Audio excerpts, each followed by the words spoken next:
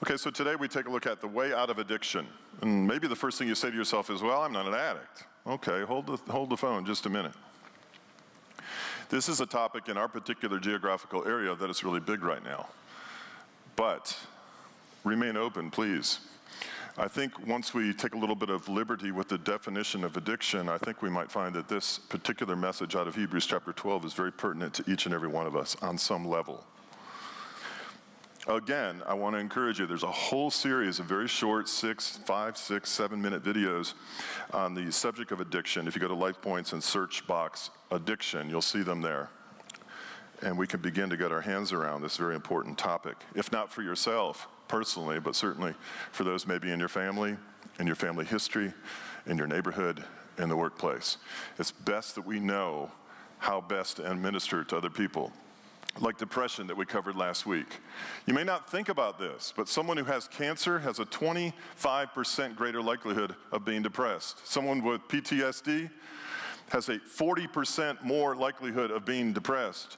We pray for people with Parkinson's, 50% greater likelihood of being depressed. People with eating disorders, 50 to 75% more likely to be depressed. So sometimes on face value, what people are going through, we have to heap onto that, this reality that sometimes this depression seeps in. And addiction is no different.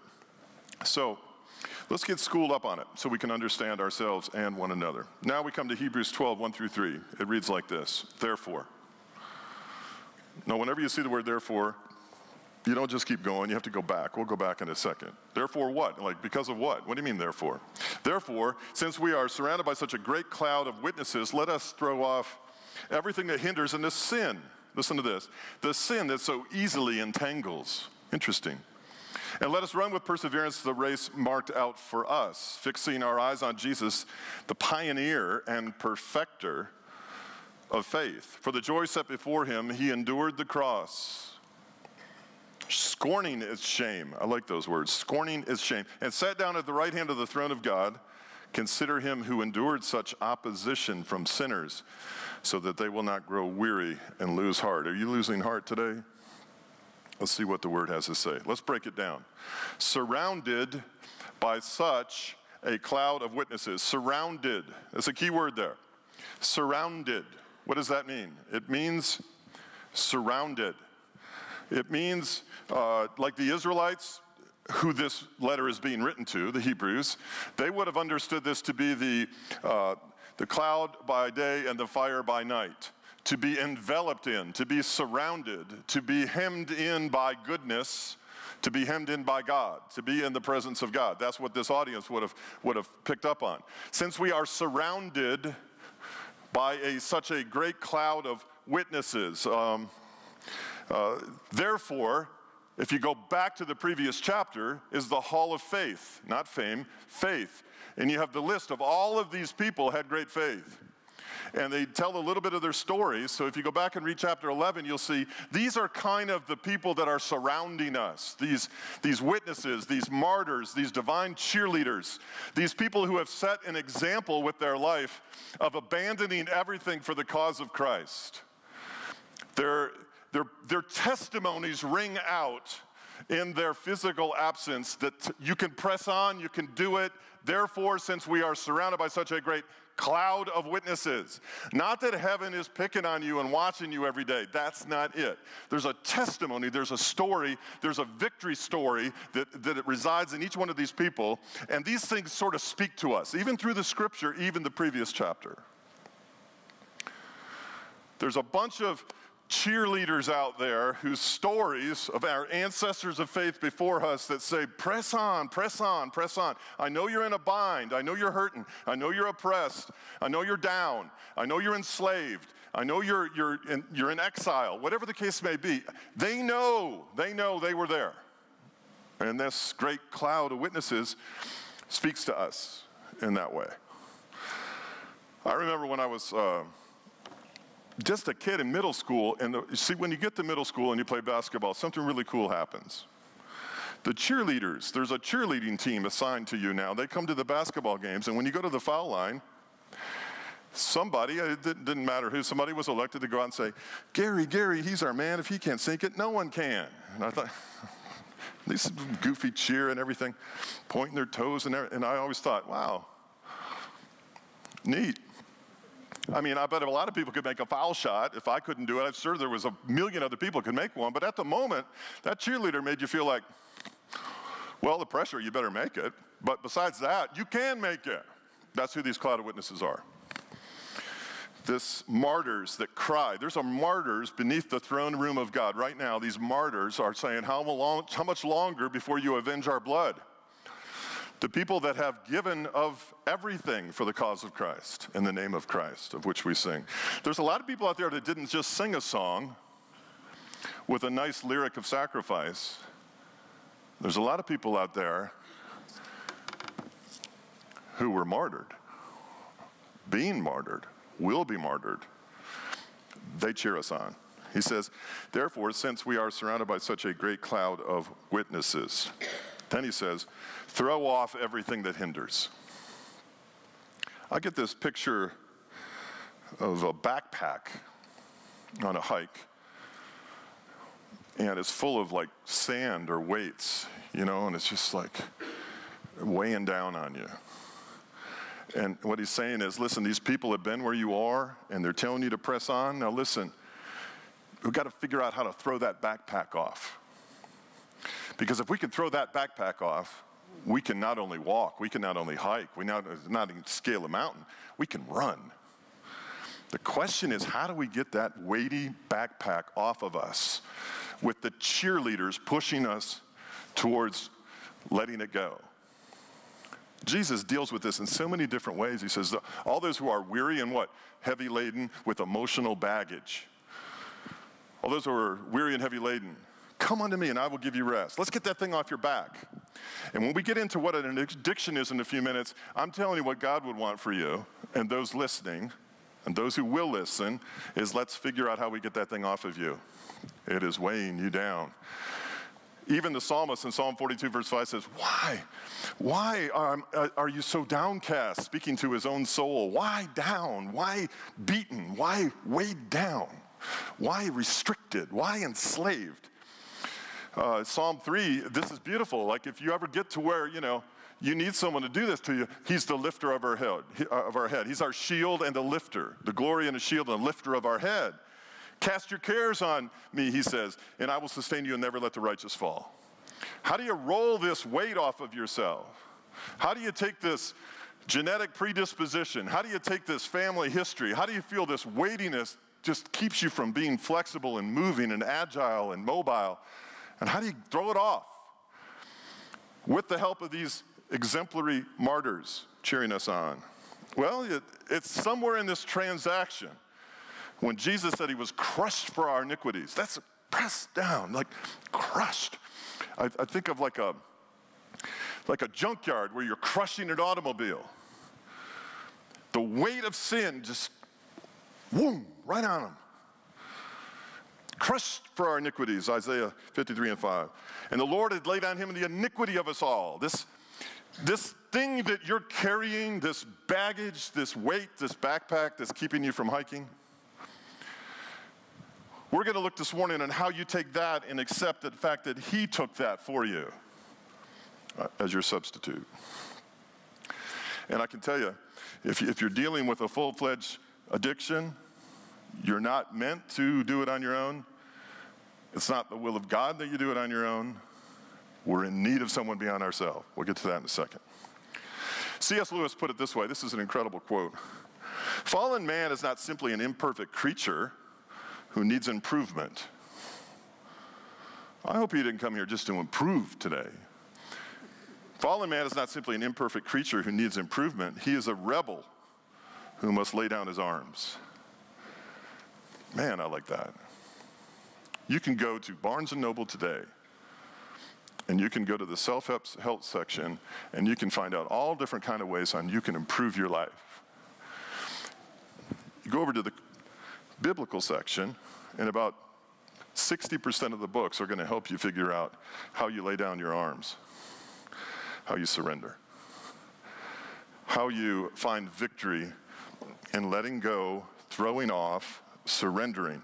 The thing of the paradox about Christian faith, And what makes it so powerful and so unlike any other world religion is that the victory is not found by fighting, fighting, fighting, fighting. The victory is found by surrendering, surrendering, surrendering. Surrendering to the name, to the power, to the purpose, to the will, to the love, to the grace, to the mercy, to the abundance, to the lavishness of Christ. Surrender. Surrender what? Throw off everything that hinders. And then he says, the sin. The sin. This word is so misunderstood. It means to wander from the path. It doesn't mean to shoot at the wrong, to miss the bullseye. It means to shoot at the wrong target altogether. Sin is a transgression of God's law, a rebelliousness. The real problem that we have is sin, and Jesus has provided himself the real solution.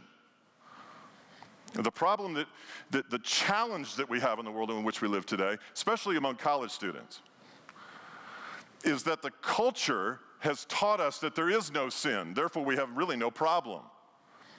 And if we have no problem and it's all a relative thing, then everyone figures out their own solution on their own. Well, the problem with that is not everything is the solution. If you're in college today, those of you, and I talked to you last week, some of you about this, those in college, going to college, hey, take comfort in the fact you're a sinner, okay?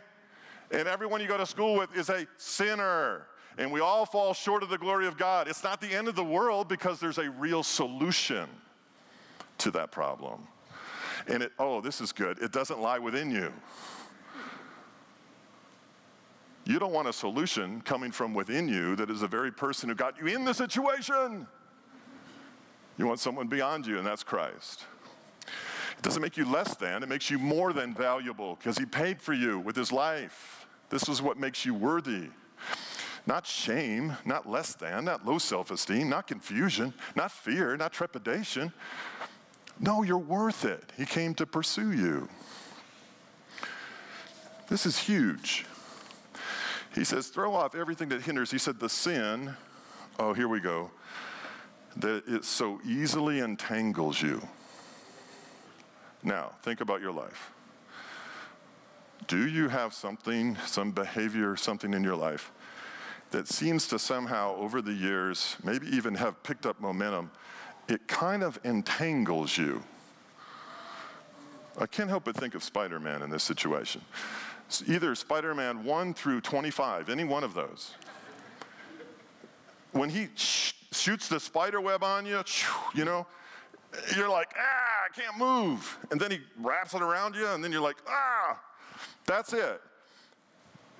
The word entangle in Greek means, guess what? Surround. He says you're really surrounded by such a cloud of witnesses that are cheering you on. But we get into this thing where we get into this sin and we let it crouch in. We don't throw it off. And what happens now? We get surrounded by it. We can't move. It means to be skillfully surrounded, to be restricted, to be hindered, to be hobbled like a horse. If you're from the inner city, you know what a boot is. You put a boot on a car, that yellow metal thing on your car wheel and won't let you drive, that's easily entangled. All-encompassing, spider-like, enslavement. It is to be among accusers rather than cheerleaders. And the writer of Hebrews gives us this, surrounded by a cloud of witnesses and surrounded by this sin that so easily entangles us. It's gross. And herein lies, if left unchecked, where an occasional enslavement becomes an addiction. Now, I don't know, I've never met a person who got up and said on their calendar, today I start. Today, I'm working my way up to a case of beer a week and a fifth of Jack Daniels. I've never, ever heard anybody say, I'm starting Tuesday. What are you doing Tuesday? I'm going to start moving up towards a pack a day of cigarettes. If I can get up to a pack within a month, that'll be my goal. I've never heard anybody say that. But I've seen people do it. I've seen people smoke a pack of cigarettes a day and drink a fifth of Jack Daniel. Did they set out to do that? No. So easily entangled. Shh, Spider-Man. That's the way it happens. I know of what I speak. Addiction. easily entangled area of life that can, and if not thrown off, will take over and or deeply affect your life. That sounds kind of drastic. What is addiction? Addiction means to be enslaved to. To be enslaved to be told by something what you will do, when you will do it, how you will do it, and how you'll feel about doing it. To be enslaved to something, here's the key, despite negative consequences. If you continue to do it, you're going to continue to do it despite the fact that it's killing you. Despite the fact that you have health issues, despite the fact it's ruining your relationship, despite the fact you're living paycheck to paycheck, despite the fact you have this deep sense of dread and shame. Forget all of that. Enslaved to something means you're going to pursue it no matter what the consequences are, and they are negative. Legal issues, financial issues, marital issues. It's ugly. That's when you're easily entangled, you see. You can't move, you can't make choices. Choices are made for you. You're seemingly moved about in your own life. Now there's two things you can be enslaved to. One is a substance. Alcohol, drugs, you know what those are, all kind of illicit drugs. Controlled substances are called controlled substances because they end up controlling you. Substances, methamphetamines, prescription drugs, sleeping pill, you know them all. That's pretty obvious. Substances, nicotine. And oftentimes when you withdraw that substance from you, you have issues, physiological issues, relational issues, psychological issues. You have issues, spiritual issues. All right, that's a substance. We all get that one. Now here's one. Careful. Careful, I'm coming after you. You can be addicted to a substance, but you can also be enslaved to a behavior. What do we mean? Well, shopping, hoarding, gambling, pornography, behaviors that tell us what we are, when we are, who we are, that no one set out to be enslaved by. Behaviors. Cynicism, apathy, being critical of other people. Give me a little liberty on addiction here. I'm in a crowd of people. I realize that you're not probably, well, I know some of you are, but not most of the people here, the vast majority of people here are not addicted to alcohol, okay? I get that. But I do see patterns. I have counseled with people. I see this in my own life. I see behaviors repeating themselves over and over and over. And one, we expect different results. And two, despite the negative consequences, we continue with the behavior. Enslaved. Throw off that sin that so easily entangles us. Getting a little closer to home. When you interact with somebody, do they leave that interaction, and does your relationship with them cause them a greater amount of courage or a greater amount of discouragement? Have we set patterns of dealing with our children that are alienating them from us? And do we continue to do them and not break that pattern of behavior despite the fact it's hurting the relationship? Negative consequences. Family and familiar are very similar words for a reason. What is most familiar to us becomes family.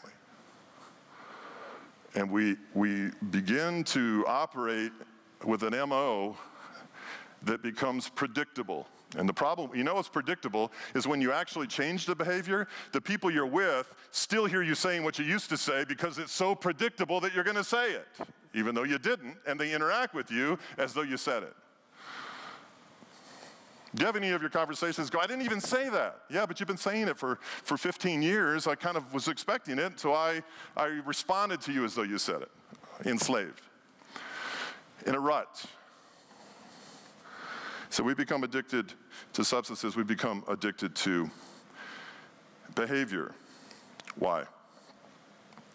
Because we are motivated as human beings that have fallen short of the glory of God. We are motivated out of emptiness. We don't like emptiness. We really don't. And emptiness will thrust us into any and every behavior, to any and every substance that helps us not to feel empty or not to be deemed as empty, to not be defined as empty, to at least periodically have the impression that I'm not empty, to at least momentarily or for 6 hours or for a night on the weekend to be defined as someone that has a purpose, that has courage. It is somebody other than I normally am in my everyday life. Emptiness. Emptiness is why we fill ourselves with substances and behavior. Emptiness is why we look for affection in the wrong places. Emptiness is why we're lustful people. Emptiness is why we're into pornography as a nation. Emptiness. This imbalance. And Jesus ran into this all the time. He ran into addicts time and time again every day of his life. The Pharisees were religious addicts. An insatiable emptiness to be filled with legalities and customs and heavy burdens to be thrown upon men. Look at the most empty people in your life, and I'll tell you who's around them. Equally empty people that don't make them stand out as an empty person. The addict will surround himself with addicts for fear that if he didn't, he'd stand out as being an addict. A religious glutton. A legalist will surround themselves with legalists, not people of grace, so as not to appear to stand out as a legalist. The Pharisees were addicts. The drunkards were addicts, and they didn't like it. They couldn't stand the scandalous of Jesus having dinner with a drunkard or an adulteress or a prostitute. Addicts, addicts, addicts, addicts, empty, empty, empty, empty. Looking for some sort of identity, fulfillment, satisfaction.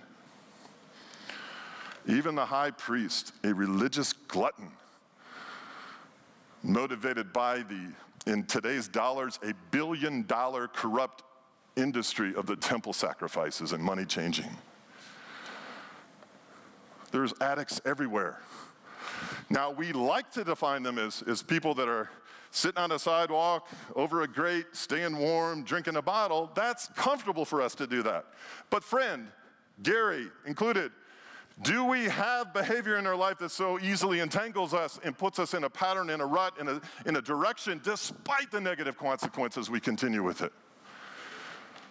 Oblivious to what it's doing to those around us. We continue to drive that wagon right into every conversation. And never does it get thrown off of us. Never. We schlep that thing around like it's a diamond ring. Critical spirit, apathy, empty, never imparting life, empty. Reminds me when I was in high school and I'd borrow my dad's car and the light that said you needed gas was so bright you had to put sunglasses on and it stayed on constantly. I was so broke. That's an addict, empty tank. Fill me, fill me, fill me, fill me. Throw off the sin that so easily entangles us and then run with perseverance. Running is, apart from the Lord, I got to say, a runner's high is one of the coolest things that you can possibly experience in life. I spent a season of my life running it quite a bit.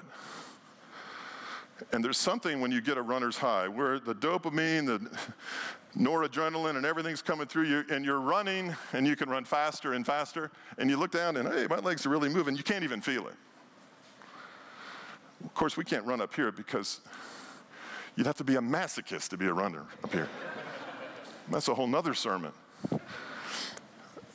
But running, the freedom of running, effortless breathing, on autopilot, your body's tuned in, moving, man. You're tireless. You could run forever. He says, I want you to run with perseverance. Run with liberty.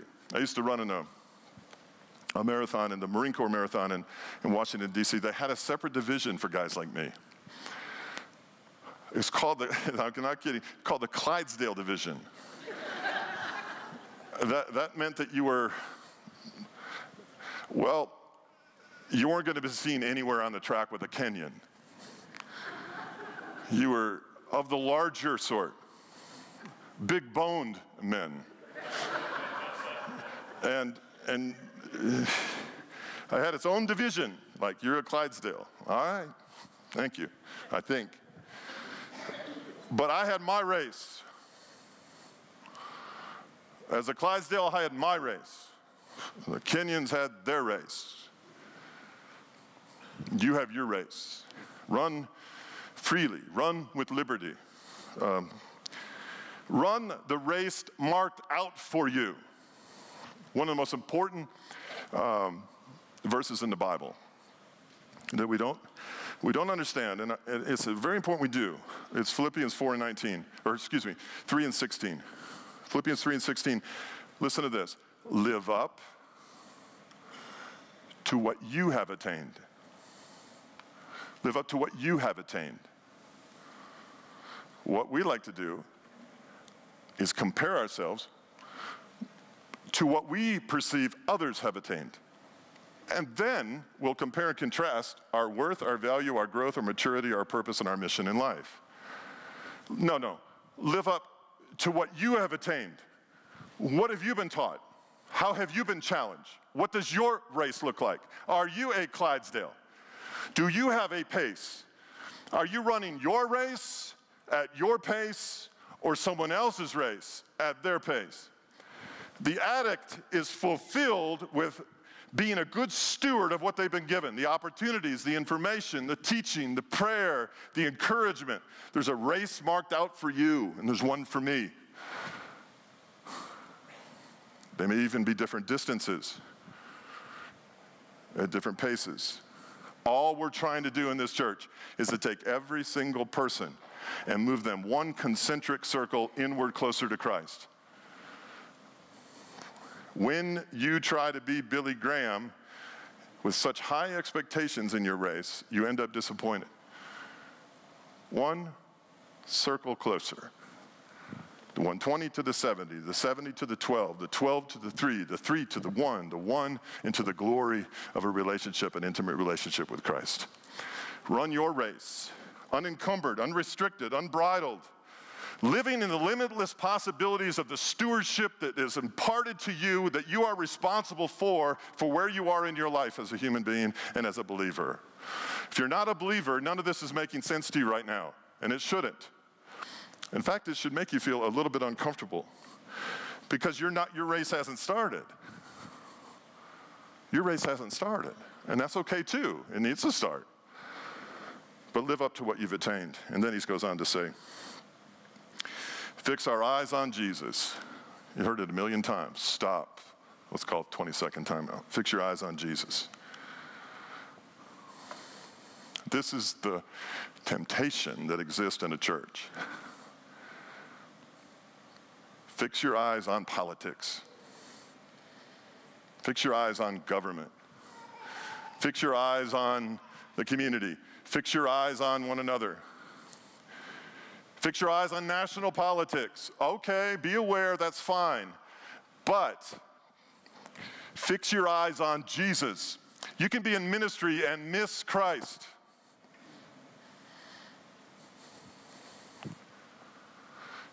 The insatiable thirst to long for him above all things. Churches go through ebbs and flows and patterns and ups and downs. Ministering to the sick and the disabled and the hungry and even the unborn in this church. We have all different kinds of ministry. But don't make your ministry the focal point. Don't make me the focal point. Don't make my family the focal point. Don't make your family the focal point. Don't make your job, your career.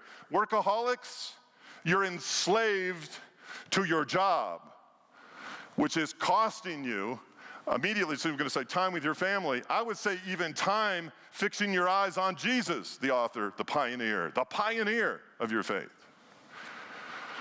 I've met with people recently, and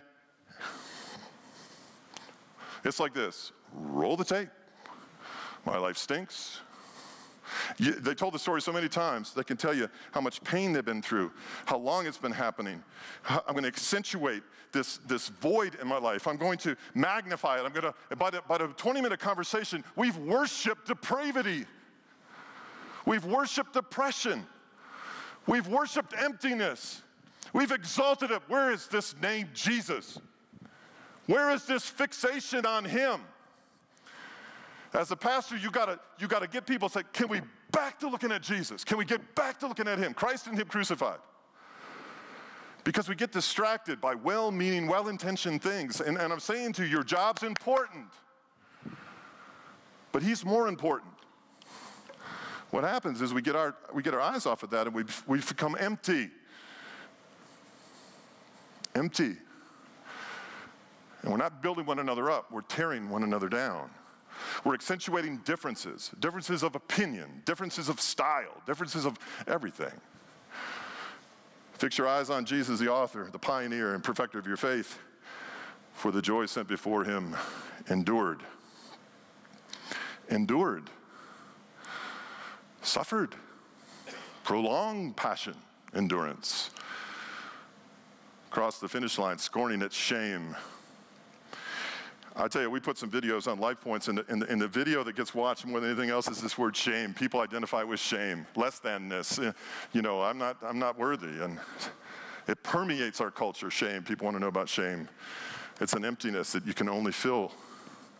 And then what did he do? He sat down. I like the fact Jesus sat down. I'll tell you what you do at the end of a race. You sit down. Why? You completed it. It's a punctuation mark on the finality of the finished work of Jesus Christ. I'm done, let me sit down. And not until Stephen is stoned does he stand up. He sat down, it's finished. It's finished. But yet we schlep this backpack of emotional baggage with us that looks like it's something purposeful to carry, and we want to rehearse it and talk about it. How horrible our life has been, the trauma that we've experienced.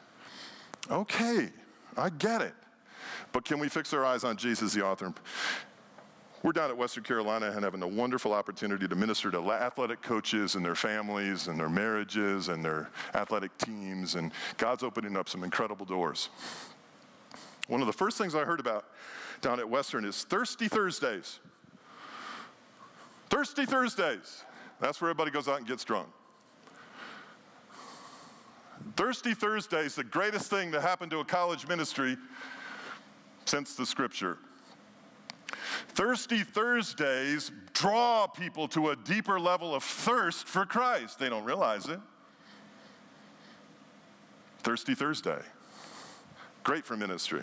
Jesus in John 4:10 said, if you knew the gift of God, to the Samaritan woman, if you knew the gift of God, who is it that asked you for a drink? You would have asked him, and he would have given you living water.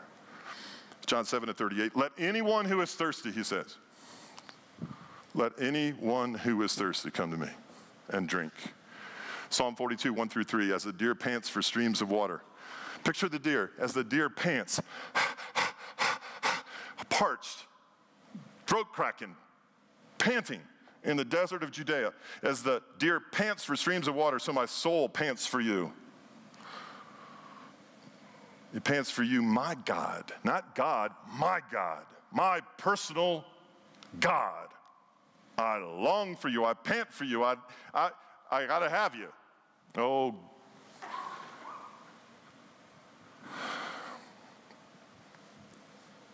There's a church that walks into a sanctuary on a Sunday morning panting. Panting.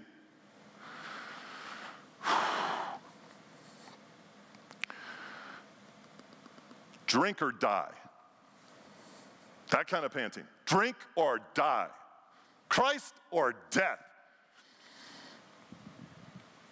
God or enslaved. That desperation. This is amazing that this psalmist who was cut off from worship. He was alienated off into a land. He couldn't worship at the temple. He missed the presence of God, and he just longed for that so bad. Longing, passion, a dire desperation, a holy depletion. Now let's put it all together. The Waymaker series.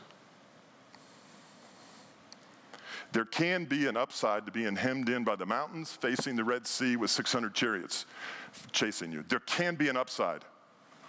There can be an upside to being depressed, to being down, to be acquainted with sorrow and grief. There is an upside. There can be. There can be an upside to being in a cave, rehearsing your problems. For at the mouth of the cave, the mouth of God speaks. Not in the earth, not in the wind, not in the fire. There is an upside to depression. There's an upside to being hemmed in. There's an upside to being addicted. Yeah, I said that. There is an upside to being addicted.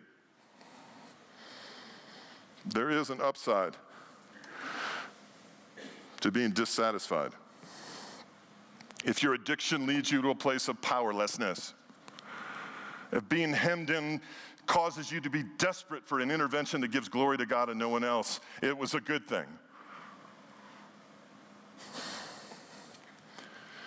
Spurgeon said it this way: the next best thing to living in the light of the Lord's love, the next best thing to living in the light of the Lord's love is to be unhappy till we have it, and to pant hourly after it.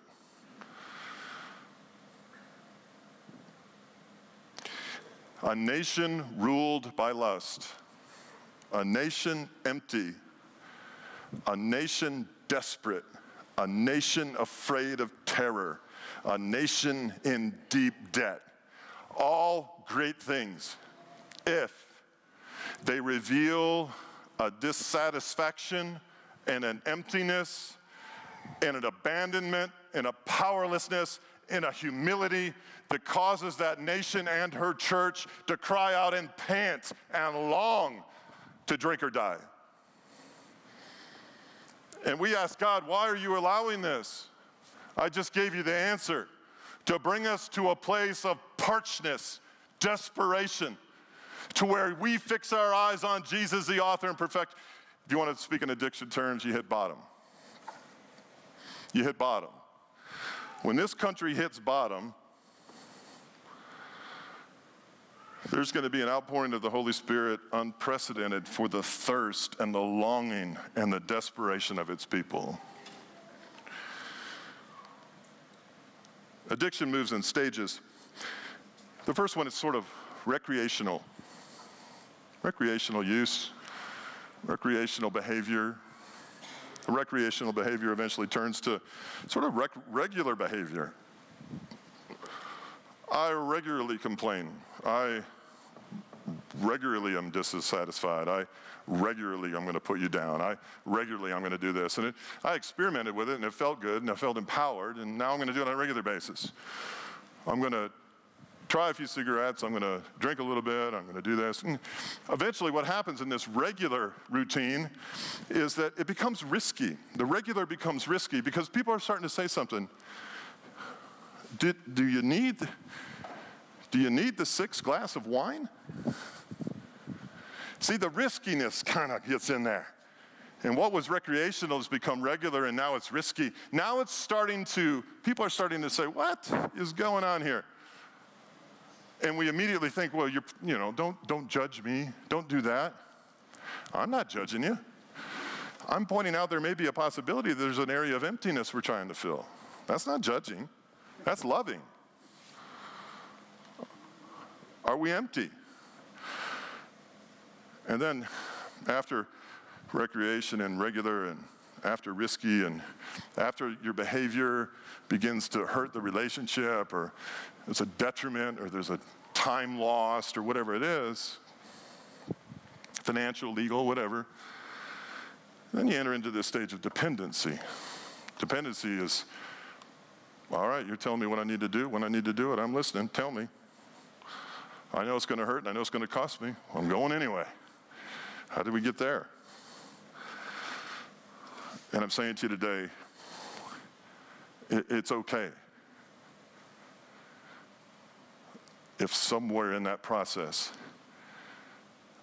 you're like a deer in the desert. The very thing you're trying to avoid, the very thing we try to cover, the very thing we try to rationalize, and the very thing we try to deny is the very thing we need to embrace. The deer panting for the water brook. Oh, my soul longeth after you, my God, my God. How is it that we come to the place where we can take off that heavy sandbag that keeps us limping, let alone running?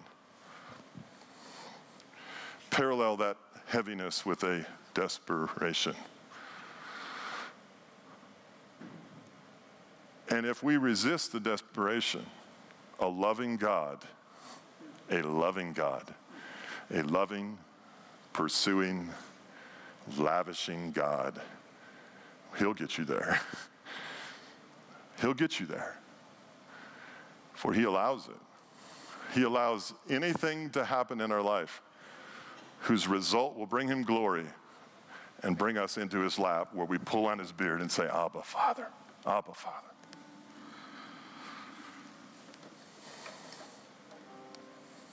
What are you rehearsing?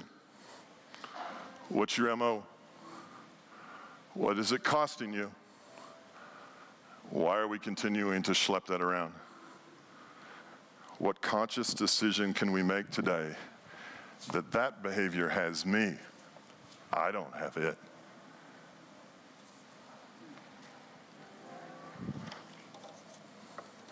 Oh, we never mean for it to hurt. We never mean for it to divide. We never mean to graduate to that level. Think about that.